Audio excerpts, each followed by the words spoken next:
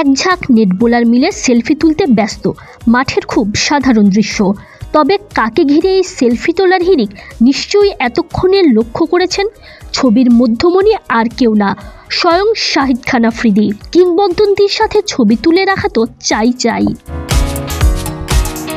অল্প বয়সী এই নেট বোলাররাই কেন, মাঠে আফ্রিদিকে দেখে ছুটে এলেন ইমরুল কায়েসও, নিলেন খোঁজ খবর।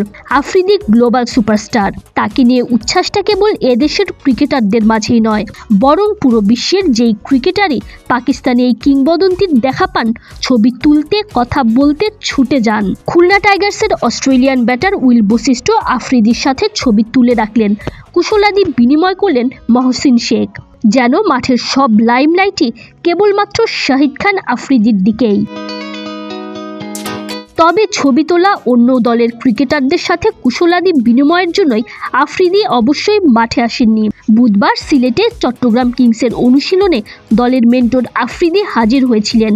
নিজে দাঁড়িয়ে থেকে অনুশীলন দেখেছেন, প্রয়োজনে ভুল ত্রুটি শুধরে দিয়েছেন। সাবেক পাকিস্তানি এই ক্রিকেটার যেন নিজেই দলের কোচ, দলের দেখভালের সব দায়িত্ব তার। খুব মনোযোগ দিয়ে করালেন নেট প্র্যাকটিস। অলরাউন্ডার শাহিদ আফ্রিদির বোলিংয়ে একসময় দিশেহারা হয়ে পড়তেন ক্রিকেটাররা। কালের পরিক্রমায় মাঠের ক্রিকেট থেকে অবসর নিয়েছেন, তবে তরুণ ক্রিকেটারদের শেখাতে সবসময় তিনি মুখিয়ে থাকেন।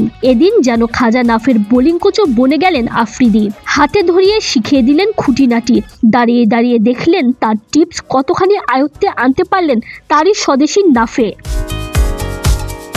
চট্টগ্রাম কিংসের অনুশীলনে পুরো সময়টাই কোচের ভূমিকা পালন করে গেছেন শাহিদ আফ্রিদি। কাজ শেষে এরপরই কেবল বাকি ক্রিকেটারদের সাথে ছবি তুলেছেন, কথা বলেছেন। তবে কাজের সময় কাজটা করেছেন ঠিকঠাক।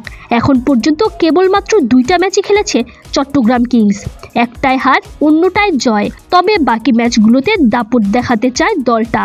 আর পেছনের মোটিভেটর হিসেবে আফ্রিদি তো আছেনই, প্রয়োজনে আছেন কোচ হিসেবেও।